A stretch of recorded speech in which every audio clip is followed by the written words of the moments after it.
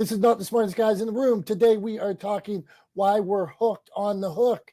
That's the title I made up. That's a good one. I see Jim. I see our friend Dave from Canada. I see Madison. Let's see. So sorry, Dom. Let me rewind you a bit. I just had to straighten out a quick piece of tech on my end.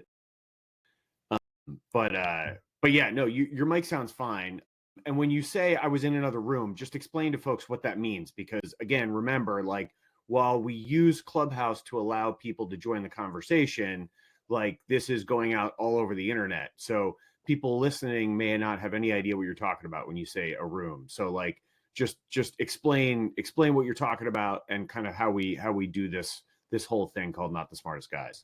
I would love to explain that and talk about that. So, one, this is social. We stream from a social audio platform, which is Clubhouse. Social audio. Think Tom doesn't like that. Okay, well, come on, let me give my opinion. We stream. Okay, we use Restream, but our main platform that we start out on is Clubhouse. Well, Clubhouse is where we host the conversation. Okay, that's a good answer. Right? Like, why'd you ask me to answer when you have a better? Well, I didn't think you were going to start talking about streaming from Clubhouse. You can't even do that. Like, that's not a thing. All right. Well, we live stream from where we host that conversation? Well, we live stream our conversation that we host on Clubhouse. Okay. Yeah, but I just sorry. I just wanted to clarify that. And like, it's fair. I get like nerdy and kind of caught up in the technicalities, right? Like, maybe it's not important. I think it is. You're doing fine. And so, bottom line from my side, and then Tom can get technical. There's a platform called Clubhouse that is social audio. Think any social media platform where you share the written word or share videos. Clubhouse is a platform where you use your voice. So you could be working in your office, you could be driving in your car, and you can be on this social audio platform where you jump up and talk. So this morning I was in another room where the room was Breakfast with Champions, and they were talking about autism awareness. And I was interviewing my friend Sonia Chan because it's Autism Awareness Month, and she is a thought leader in the space. So now we jumped over to here because we host here every Wednesday at 9:30. Me and Tom talk all things media, all things publishing, all things production, and pop culture, all kinds of things like that. So today I made up this great title that is why we are hooked by the hook. So Tom, that's what we got going on. Cool. I love it. And yeah, I mean, originally, like, just so people kind of like backstory for folks who maybe haven't been around since day one, but this whole thing started originally as just sort of a casual conversation, right, on Clubhouse, and then it sort of turned into a regular thing. And I couldn't leave well enough alone, and I had the idea that, hey, we should live stream this. So we've kind of branched out, and it's gotten bigger than just Clubhouse, which is kind of why I wanted to clarify. Like, Clubhouse is how we host the conversation, how we give people the opportunity to participate. Anybody who wants to can jump into Clubhouse, can get up on stage, can share their thoughts, share their wisdom, share their opinions, get involved in the conversation. In Not the Smartest Guys in the Room. But Not the Smartest Guys in the Room has now kind of become this other thing that we live stream all over the internet. I kind of refer to it for people as a live podcast because I think that's the easiest way to sort of understand it. And we use Clubhouse as a great sort of means to an end to enable us to bring a lot of people into the conversation, to hear from a lot of different folks, to hear from a lot of varied opinions and varied thoughts on subjects. So it's not just me and Dom talking to each other for an hour, which we could do easily. I just don't know that it would be as valuable. Speaking for myself, I don't want to speak for Dom, but I think the two of us just having a conversation for an hour might not be as valuable as the conversations we're able to have because of how we've structured this. So that's what Not the Smartest Guys in the Room is. As the name suggests, the goal is for Dom and I. Honestly, it's not that high a bar some weeks for us to not be the smartest guys in the room. We managed to clear that bar pretty easily most of the time. But the goal is to not be the smartest guys in the room. And so that's what we're here to do. And this week we're talking about why we're hooked on hooks. And I think it's an interesting question. I hear people, obviously in the context of video production and creating video, especially for marketing purposes, videos for brands and businesses, people often talk about the hook, right?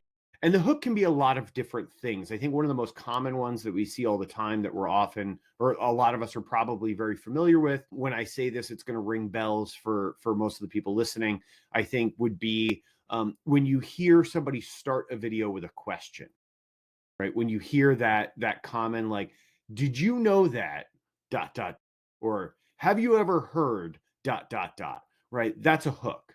And the idea there is just to grab your attention very quickly and to get you to stick around a little bit longer. It drives me nuts when people when people use that kind of on repeat, and it's actually not that interesting. Like, I don't know if you've seen this, Dom. This is a phenomenon in like recipe videos and cooking videos where they'll start with the "did you know that?"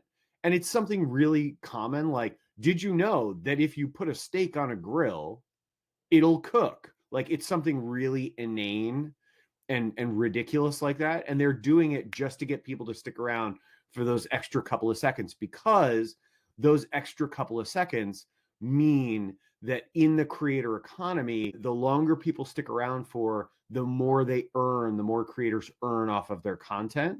And that, like, it's really valuable for them to get you to stick around past like the first 3 seconds.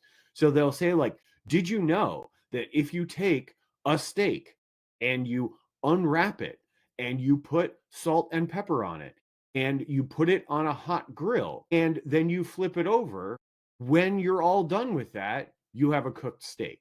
Like, that's a recipe video all of a sudden. Like that's literally, I'm not even exaggerating. That's the kind of stuff that people are putting out.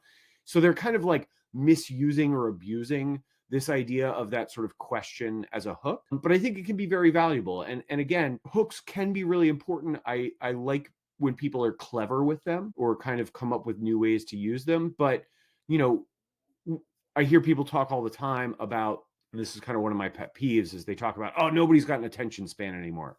Nobody's got an attention span anymore.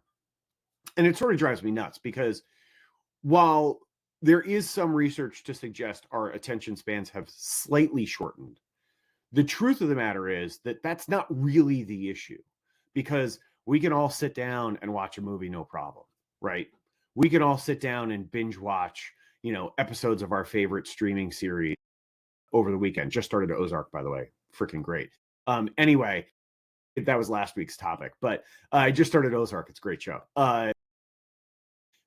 The idea that we don't have attention spans anymore is ludicrous. The fact is, the truth is that we are getting more information thrown at us, right, on a minute by minute basis than ever before in human history.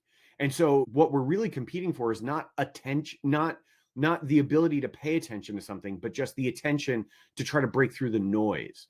And so that's where hooks can be incredibly valuable for people, especially when you're creating content for marketing, for branding. Even if you want to be a creator and you want to earn a living off of the content that you create, having that hook at the beginning of your videos can be incredibly important. So those are my kind of initial thoughts to get us rolling on the topic. I know I droned on there for a little while longer than I meant to, so apologies, but I will relinquish the microphone now and let somebody smarter than me contribute to the conversation. That's me. I definitely set myself up for that one. Well done. Thank you. Okay, not the smartest guys in the room. Why we're hooked on the hook? Love a hook. I would say, if I love emotion in a hook. Whether some people you see in movies, or my wife's always watching true crime. It's you're scared, you're fear.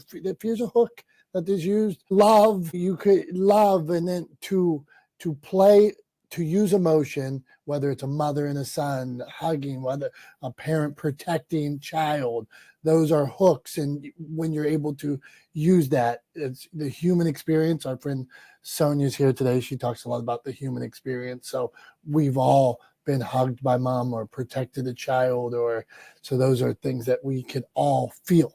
So I would lead with emotion, using those emotion that we've all felt, the human experience. Madison, hooks you love, hooks you've seen, even on a commercial or when you're doing your editing work. What speaks to you? And introduce yourself too. Let's introduce ourselves. Yeah, go on. Hi, I am Madison. I am an editor by trade, and I do some networking and outreach for Dom at Motivation Champs. I'm in Chicago. I don't know if that matters, but it's the truth. And something that I am thinking about is like hooks that are like thinly veiled. I'm thinking of specifically the commercials for 5 Hour Energy. Their hook is like, oh, it's so difficult to like make coffee every morning. You could just like drink a 5 Hour Energy.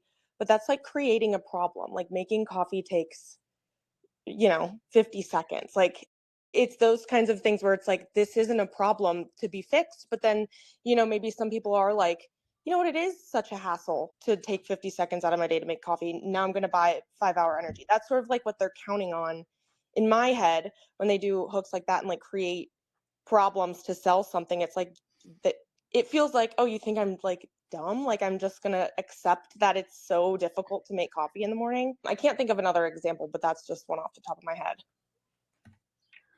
I like that, Madison. I mean, it's a solution in search of a problem, right? Which is sort of a classic marketing, advertising, and business blunder, right? I mean, it's sort of one of those things that, like, whenever, I mean, I don't know, Dom, if you've ever gone to any of these things, but I've gone to like as an observer, and I've been invited to a few times to like pitch competitions and start for like entrepreneurs and startups and hosted by sort of like angel investing funds and incubator programs and stuff like that. I've been to a couple of those events. And one of the things that they will always ask you when somebody goes up and they do their pitch for their product or their business and they lay out their business plan, one of the first things they'll ask you, if it's not clear, is what exactly is the problem that you're trying to solve?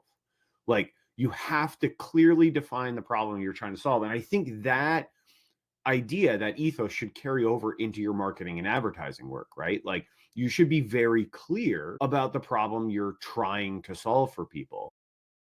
And in what you're talking about with 5 Hour Energy, it seems clear that they are a solution, an energy drink, in search of a problem. People complaining that it takes too long to make coffee in the morning, which is, I mean, I don't know, like, it's not that hard to do. We have a coffee maker in our house, in our kitchen, like a lot of American households do, right? Like a lot of households all over the world do, right? I mean, coffee is like, I think, the second most consumed beverage worldwide, behind tea. Obviously people have many people have coffee makers in their house, and like, if you've bought your coffee maker anytime in the last 20 years, it likely has a function on it where you can set a timer and set it to brew. So like, I got up really early this morning because I'm a lunatic and I'm training for my next triathlon. I had to get to the pool, so I got up at 4:30 this morning so that I could get out the door by 5 to go swim.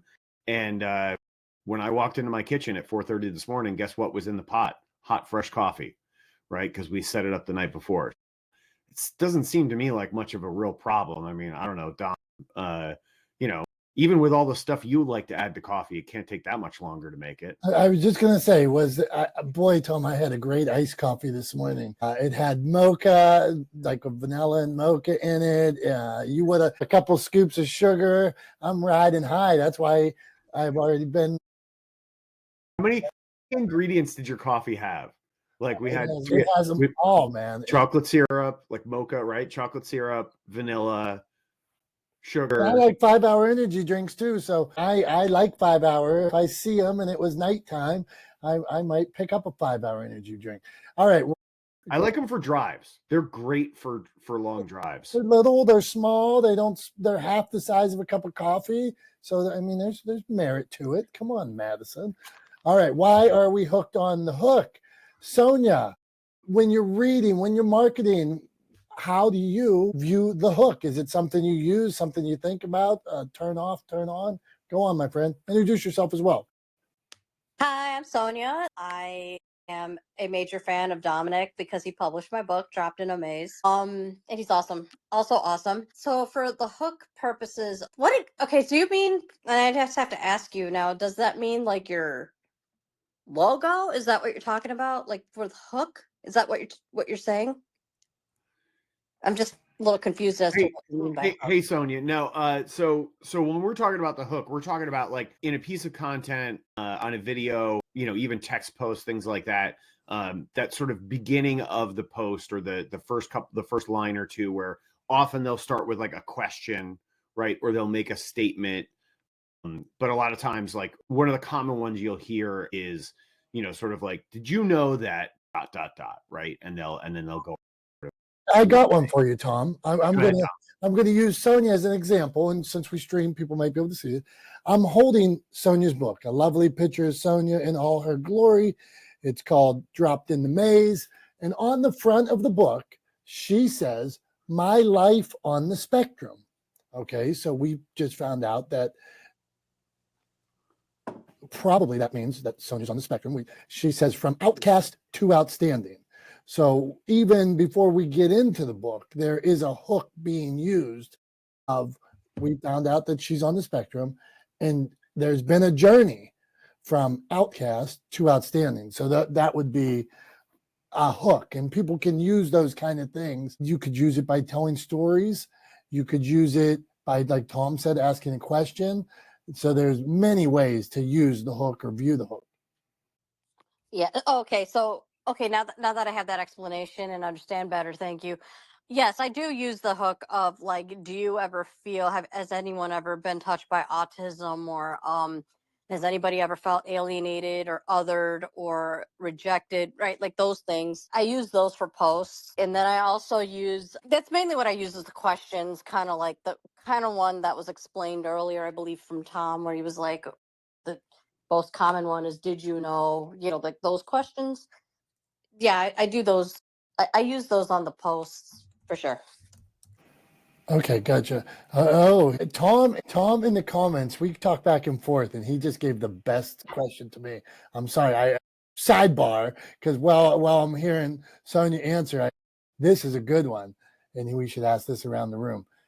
Tom says, so Dr. Tachi, we're coming to you on this, and then we're going to go back around. Dr. Tachi, do you have a most hated hook? Is there one that you hate? Go on, Dr. Tachi. Anybody else can jump up and answer that too. Go on, Dr. Tachi. Hey, good morning. Most hated.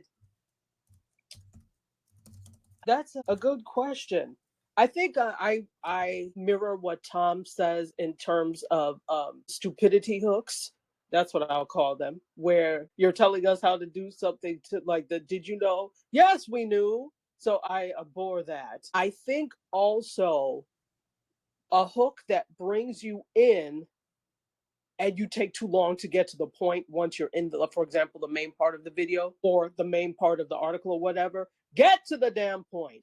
I know you want to keep us around because you're trying algorithmically, which is, I don't know if that's a word, but you're trying to keep us there for your own numbers, etc. But I hate when people use a hook and then bury everything else and it takes too long to get to the point. So I don't know if I answered your question, but you knocked it out of the park. And me and Tom, I'm looking at him. We're both shaking our heads like, yes, as everything you're saying. Like, yes. God, I hate when somebody stalls forever to get to the point, to get to the hook, and then all of a sudden they go on to another video. It's like I got to watch a second video because they didn't get to the hook in video one. Oh God, that drives me crazy. Tom, you were shaking your head too. Go on. Yeah, I mean, I was just I was laughing because what Dr. Tachi brought up, and then you were just talking about there about taking too long, like just again, like, and it's just because that they're so, at least in my feed. I mean, I like to cook. I cook a lot, right? So like, I see a lot of cooking content, right, in my feed, and because I tend to watch it longer than I watch some other stuff sometimes, right? Because sometimes I'm interested in it. It's something I like to do as a hobby, but they drive me nuts. Exactly when you have to go to a second video, or when it's the thing I was talking about before, the cooking thing, where it's like, did you know that?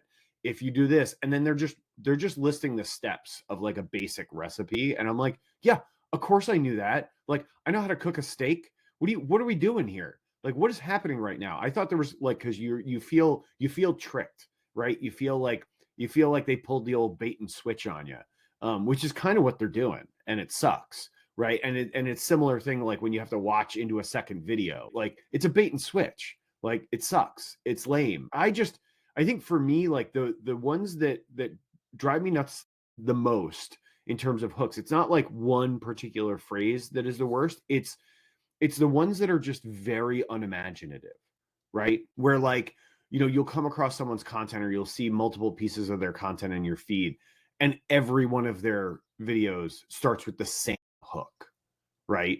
Drives me absolutely crazy. And especially when it's like a question that does not have an interesting answer, right?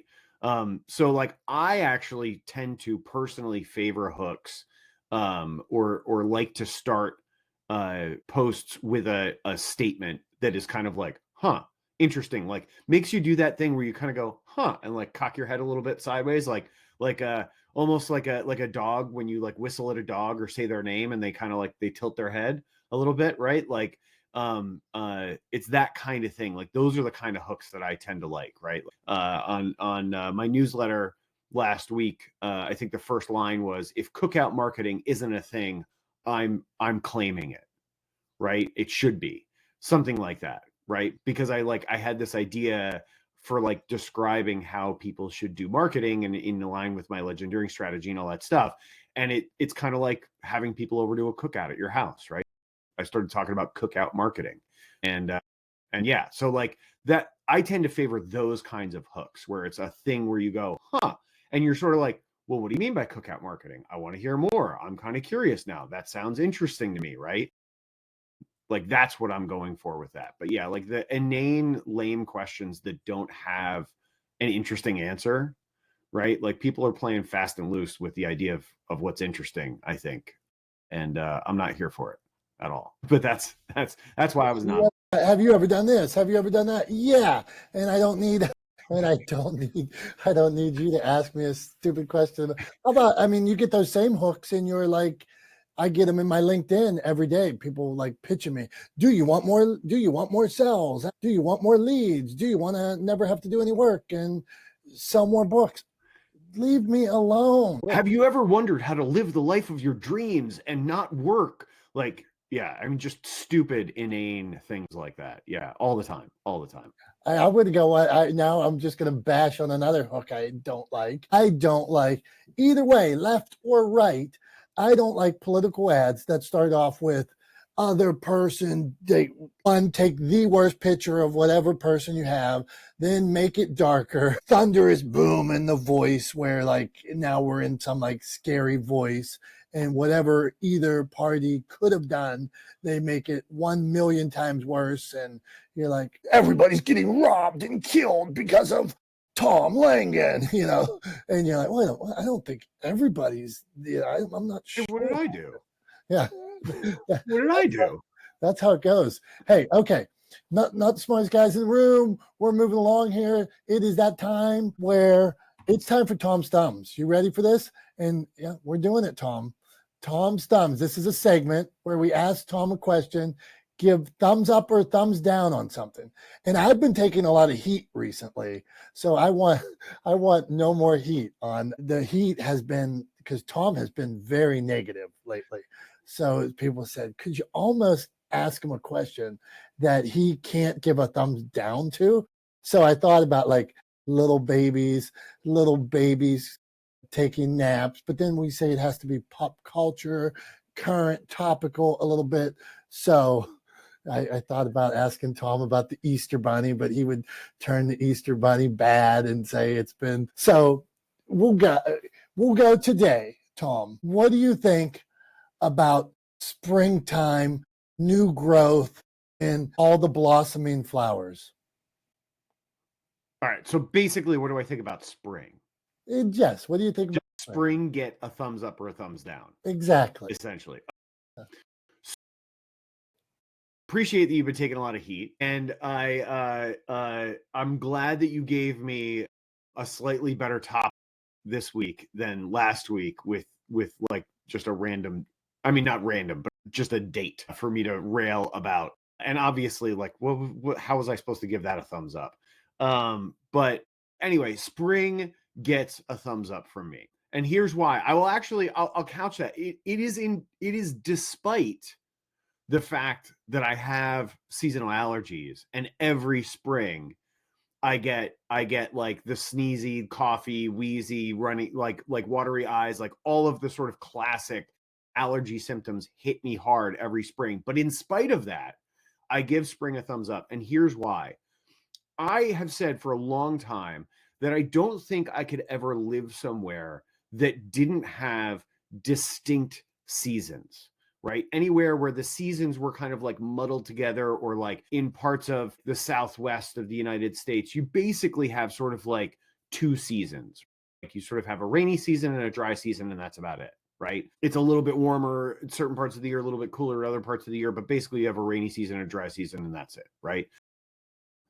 Where you don't get that sort of that swing, that pendulum swing from season to season. And I really like that, because what it means to me is that there's always something around the bend that's new and different and interesting and exciting, and brings with it new things that you enjoy, right? So like, I have things that I like about every season, right? So I enjoy, because I'm a cyclist and a runner and a triathlete, and I do all these outside activities. I spend a lot of time outdoors in the warmer weather. I really enjoy it when spring comes around and it's warm enough to comfortably start riding my bike outside again, right? Like that's something I really look forward to. I ride all year round, or I run outside all year round, but riding my bike outside, like it's really uncomfortable when it's below freezing to be going like 20 miles an hour on a bicycle. Like it's not. Plus, you know, the snow and the ice makes it a little bit dicey. So I tend not to do that. But, you know, I really like that when that happens in the spring. And then in the summer, like you get, you know, vacations, trips. My parents are very fortunate. My parents have a lake house, so we get to go spend some time at the lake house with them over the summer. So we get to do that in the summer. And then coming into the fall, you know, the leaves change. It starts to get cooler just when you're sort of tired of the heat and the humidity in the Northeast. It starts to cool off in the fall. You get the leaves changing. It's beautiful. I live in the Hudson Valley. It's a place, it's part of the country part of the world where people travel from all over to see the changing colors of the leaves in the hills and the Catskill Mountains and the Adirondacks around the Hudson and up and down the Hudson Valley. It's a beautiful time of year. I love that. And then you get into the winter where there's snow on the ground. Everything kind of looks beautiful. And I get to go skiing, which I also love. Right. So there's something I love about every season. And so I really like having those distinct seasons, because it means that I always have something to look forward to coming up in the next couple of months in terms of new things, new activities, something that I get to do that I enjoy that I don't get to do at other times of the year. And spring is no exception. So in spite of the fact that I get seasonal allergies pretty, not like super severely, but bad enough that it's annoying. In spite of the fact that I have seasonal allergies, I definitely give spring a thumbs up. We did it. Everybody that's been sending me hate about Tom being negative, spring gets a thumbs up. Well, Tom, there you go, man. You should be happy today. There's a smile. Somebody sent me a video too. We have a new intro for this. And they sent me a message and they said, Tom's smiling. Tom never smiles. So if they're saying that, they don't actually watch the live streams for long enough, because I absolutely smile in every live stream we do. There is no question that at some point during the live streams, I smile, we laugh, like every time. So if somebody's saying that, then all I would say is you're not watching enough. Ouch. Okay. All right. Not the smartest guys in the ring. In the ring. Okay. Not the smartest guys in the room. Sometimes we're in the ring. Are we going to wrestle? What's going on? You going to start throwing punches, Dom? Hey, we could. All right. Not the smartest guys in the room. We're talking about hooks today. I had two I notice a lot of hooks are people getting left at the altar.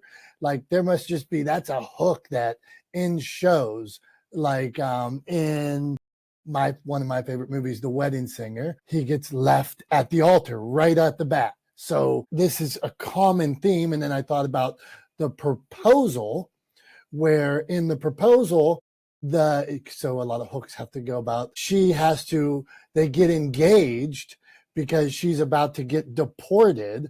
So she tells her boss, because she's about to get deported, that her and that Sandra Bullock and Ryan Reynolds are about to get married. So broken marriages left at the altar is a common hook that is used. So what say you about that, Tom? And then we're coming to you, Madison, and back to you, Dr. Tachi. I was just going to ask a quick question, and then we can go to Madison. Sorry to interrupt, but are you a fan of rom-com? Is that? Let's be clear here. I didn't know that about you. I pronounce that I am a fan of rom-coms. I love a rom-com. And my wife, if you're listening, Liz, like Pretty Woman, perfect rom-coms. And even I'll go into a movie like Coming to America. Eddie Murphy, great movie. Arsenio Hall, super funny. A buddy of mine that's really a tough dude one day said he loves Coming to America. He said it's his favorite movie. I'm like, that's a rom-com. And he was like, how dare you say that? Well, Eddie Murphy's in love. It's lighter on the rom, but it's definitely a rom-com. So yeah, Tom, we could do a whole show on rom-coms. Yeah, it's a rom-com, capital com, right? Like, like the com is all caps, rom-com there, but it's a rom-com for sure.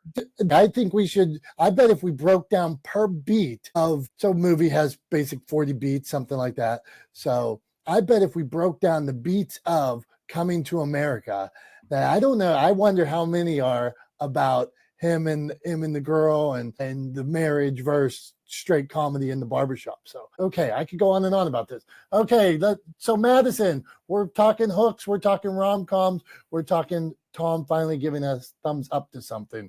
So where do you weigh in on these subjects? Well, I guess I came up with another sort of hook that irritates me, like the clickbaity hooks that a lot of like influencers and YouTubers use for their YouTube videos, like where they just say something. I can't even think of an example, like, oh my gosh, we're getting a divorce, but then like that's just not what the video is about, and it's just so that like people will go click on that video, or they use a thumbnail that's like not in the video either. That's one that irritates me for sure. Oh, I'm with you on the thumbnail that's not in the video thing in particular. That drives me absolutely nuts. I hate it when people do that. Do not show me something that is not in the video. It's like, when you see like a trailer for a movie or for a TV show, and in the trailer they show you a scene, and then when you get to that scene in the movie, it's different, right? They've cut part of it, or they used part of the scene that was deleted in the trailer, and you're like, but that was really, I was looking forward to that. I wanted to see the rest of that scene, and I didn't get to see it. So yeah, I'm with you. It drives me absolutely nuts. I think I just wanted to, in the spirit of what Don was talking about, throwing out some favorite hooks. I really think one of the great all-time hooks in a movie specifically is the opening scene of Jaws, where the movie opens with a shark attack. Like, that is the first scene of the movie Jaws, is a shark attack, right? And that's the hook. Like, that shark attack scene is the hook, because then you're like, okay, well, what's going to happen, right? What's going to happen next? Like, we start with a shark attack. Where do we go from here, right? How could this get crazier? And of course it gets crazier, but yeah, I think that's one of the great all-time sort of hooks, is, really kind of like that sort of gut punch kind of hook, right? Or like slap you in the face with something you're really not expecting. Like, you're not sitting down, obviously people saw, you saw the Jaws poster, like there's the big shark, like, there's a shark in it, but like, I guarantee when people went to see that movie in the theaters, they weren't sitting down expecting that the very first thing they saw was going to be a shark attack, right? And that music, right, that theme, the dun dun, just so classic. So I love that one. That's one of my favorite all-time movie hooks, is that, like, that slap in the face, gut punch surprise hook where you're just like, you're left reeling, kind of wondering where they could possibly go from here. I'm curious, Dr. Tachi, if you've got one of those that you could throw out at us, a favorite. We started out by asking you what's your most hated hook. So now we're going to turn it around. We'll bring it full circle. What's a favorite hook or a great sort of opening to a film or a show or something you can think of off the top of your head that you really enjoy or you like or you think is done well? So if we think about trailers like hooks, even though it's an advertisement, right? It's meant to get you to see the movie, sort of like a hook, or for a show, trailers. I love that they take the the best parts and put them together. I think that's very effective to get you to go see it. However, if you're going to do that, you need to make sure that the movie show piece of content is worth its weight in gold, because don't let me get there and then it's rubbish after. So you've given me all the best parts in the trailer and that's all there is to the piece of content. So I love when people do that and they do it well, and then there's something to follow up, meaning there's great content after that, but don't give me the best parts and waste my time with a lackluster rubbish movie film piece of content. I rest. That's good stuff, Dr. Tachi. I see a comment that says opening scene of Goodfellas down at the bottom. Jimmy, you got to come up and explain the opening scene of Goodfellas. I forget it, although I love Goodfellas. Dr. Tachi, to your point, I love on videos or shows. What do they call it, Tom? Cold open, where they show you a clip. Show me a clip of something going on in the show. And then, you cut it. And now to Dr. Tachi's point, show me it. And then let me see it again. But just show me a piece of that. I think it should always be done like that. Netflix, Netflix basically uses this 5-act structure. And before the first break is hook. They are hooking you into whatever, you're into the middle of the crime scene. Really, that always think about every Netflix thing you've ever watched. You're in the middle of the crime scene. You're in the middle of the story. Somebody just got shot. Somebody's about to, and then boom, they take you back. So it's hook done every time the same. Go on, Dr. Tachi, you're still. Oh yeah, no, really quickly. Yes, 100%. And one thing that I've noticed, there are a lot of YouTubers that I watch, because you all know I sit and watch YouTube basically all day. So there's some YouTubers that are really good with doing this. So they'll take a clip out of what they're going to say, and obviously it's very compelling, and then they'll have their intro, and then they'll start the video, but you know that it's going to be in there somewhere. And so that's what got me to watch it. Oh, you're talking about this today? But again, you need to use that. If you're going to use that as your hook, don't not have it in the video, or don't not have it in the piece of content, because that's what got me to watch anyway. So again, there's nothing worse than wasting time and you don't see it. But for the most part, when I watch these particular YouTubers, they've been very adept in taking a clip of the video. It could be somewhere they went, it could because they traveled someplace, and they show it, and then you know that it's coming in the video, and it gets you to stick around.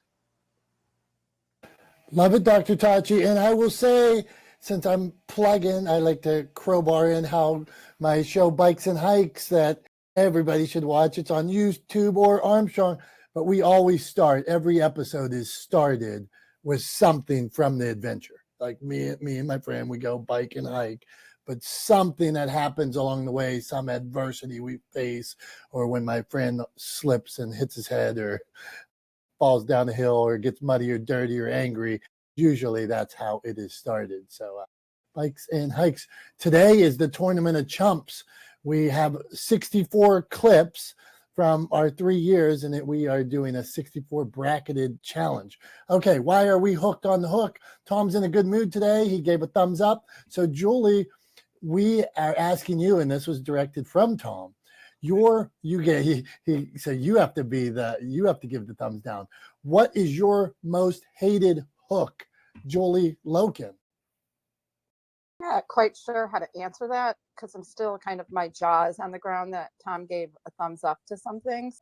But I was thinking people, if you will, my least favorite hook, and this is the first person that came to mind, and I'm kind of just spinning as to what Dr. Tachi was talking about.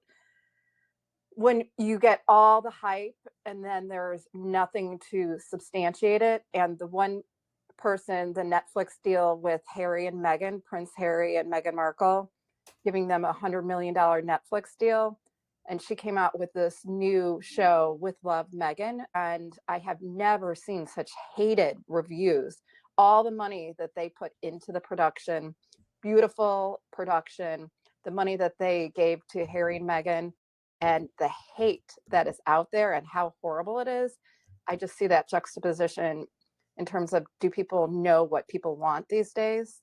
That would be my current thought, at least. If you guys know what I'm talking about. So did you watch this? Did you watch the show, or was it any good, Julie? So Yeah, did you hate it too? Was it junk? I'm a big, I love following the royal family. I know you're surprised by that. I know Tom's probably like, oh, really surprised about that. I love the royal family, but she just comes off as very out of touch with what people's lives are really like. It's almost like she has no kind of foundation for knowing her brand.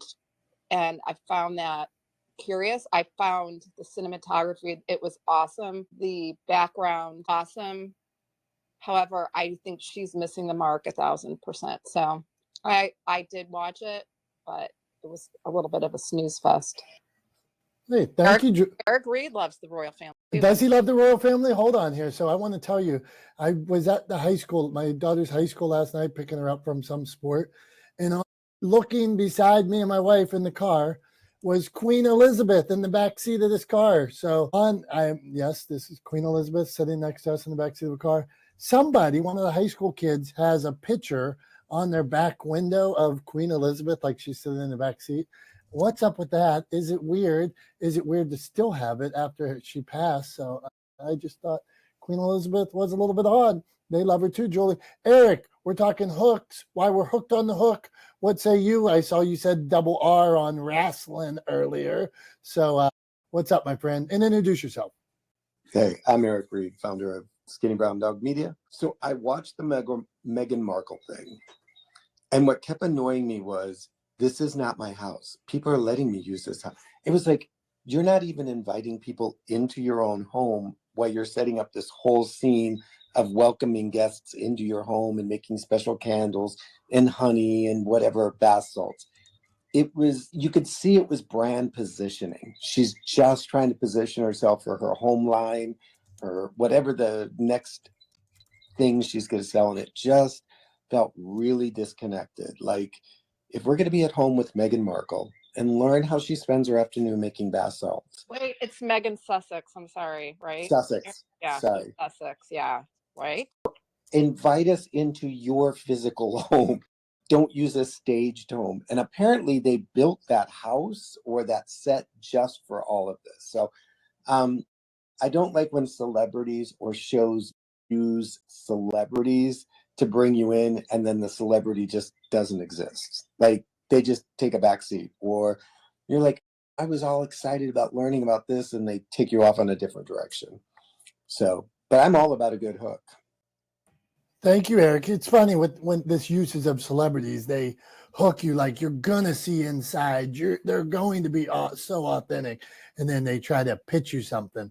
So, Dr. Tachi, you're flashing away over here. So, what do you got? What say you, Dr. Tachi? I must weigh in on this. So here's the thing with Megan Sussex, as it is, the show With Love Megan from Megan, or With Love Megan, whatever it's called. So I watched it and I actually find it quaint. And I actually think that, in my opinion, a lot of the backlash is unwarranted.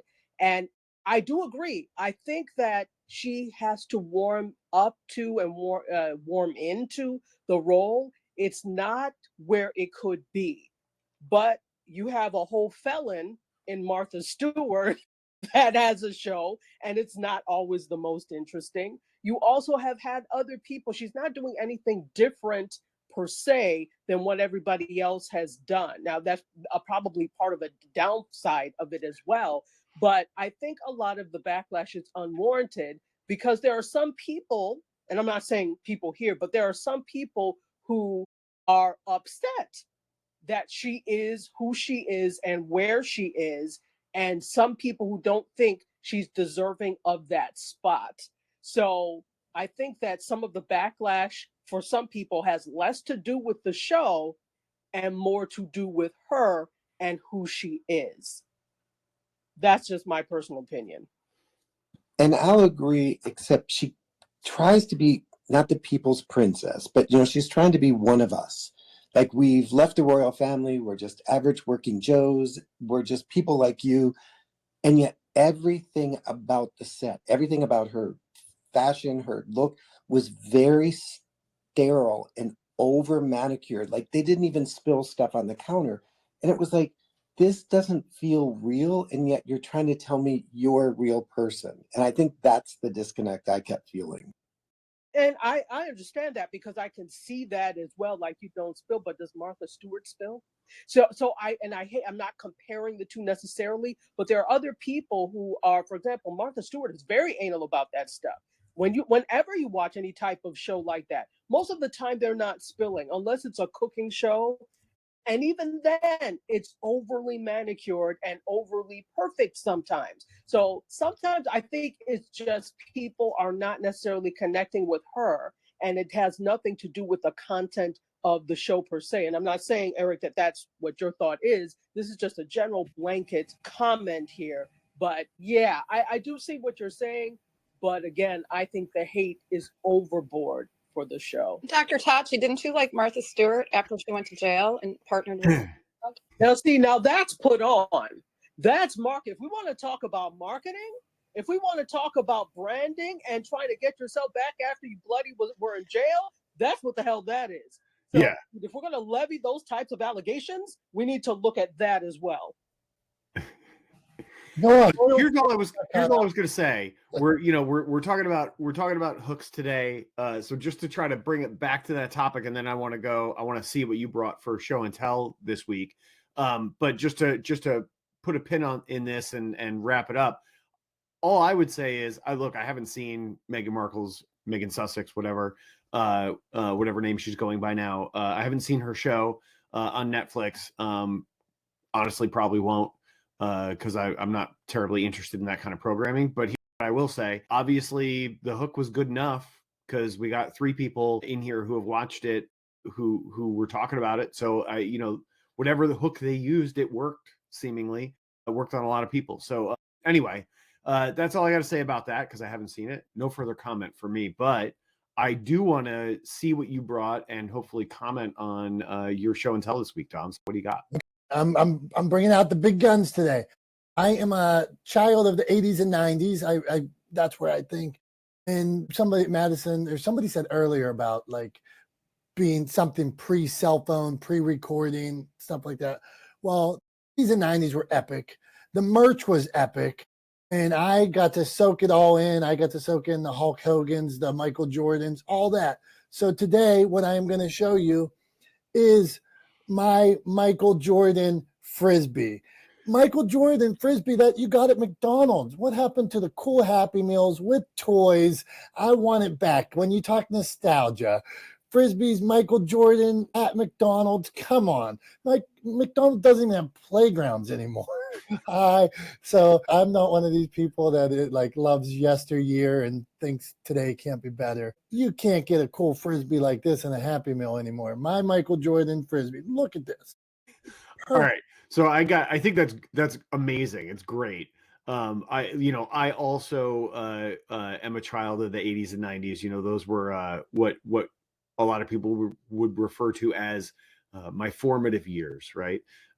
So I also I really appreciate that for what it is, and particularly like the color, right, is very like 90s, late 80s, early 90s, right? Like that sort of. The other thing that I really enjoy about it is the fact that it says fitness fun on it, Like, what does that even mean? And also, like, what kind of fitness are you getting from a Frisbee? Like, are you getting like a light, tricep workout, or like a light wrist strengthening exercise from like flicking your wrist as you throw the Frisbee? Like, what kind of fitness are you getting from throwing a Frisbee? And then the last thing I'll say about it is, curling all 3 ounces of it, right? And then the other thing I'll say is that picture on it is awful. It is awful. It barely resembles Michael Jordan. It looks like somebody's cousin who somebody said to them, "Hey, you look like Michael Jordan," and then they used them for the model for that weird airbrush style painting of Michael Jordan. It barely looks like him. Even back in those days, like, obviously, like, my mental image of him is a little bit older than like his early career in the NBA, but man, it does not look like Michael Jordan. Like, they did not do a good job of creating a good graphical representation of Michael Jordan. It looks like every picture I bring up, like my Franco Harris, you guys really dumped on my Franco Harris picture one day, and now you're dumping on my Michael Jordan, the image on the Frisbee. Come on now. It looks like somebody's cousin who looks vaguely like Michael Jordan. Looks like Leroy Jordan. Dr. Tachi and Tom, I don't think you guys are allowed to say that. That doesn't seem very nice. I mean, I'm just saying, like, I'm not saying anything bad about Michael Jordan. I'm commenting on the approved art that they used on that Frisbee. It's not good. Like, it's great in the broader context. It's fantastic that image sucks, right? Because it makes the whole thing better and funnier and like more enjoyable and like gives you more to talk about. If it was a great representation of Michael Jordan, there'd be less to talk about, right? So it's hilarious. It's perfectly appropriate that it sucks, but it sucks. Like, you can't argue that that's a good picture of Michael Jordan. It barely looks like Michael Jordan. Like Dr. Tachi said, it looks like Leroy Jordan, Michael's third cousin. I see Soma thought the Leroy comment was funny. I will say something is peculiar on this, though. When I look closer, the teeth are like little conehead Beldar teeth. So I've never noticed, but whoever drew it had no understanding of the human teeth and what it takes to bite an apple. So I do want to tell you, so you said this workout exercise. I'm in my office right here and I got cords and things like that. So the other day I fell crossing this room,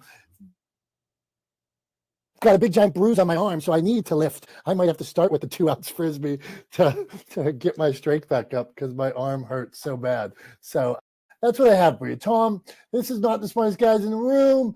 I think it's time for you to wrap us up because you were so positive. I don't want you to start getting negative and then nobody will come back next week. So why don't you wrap us up with a positive spin?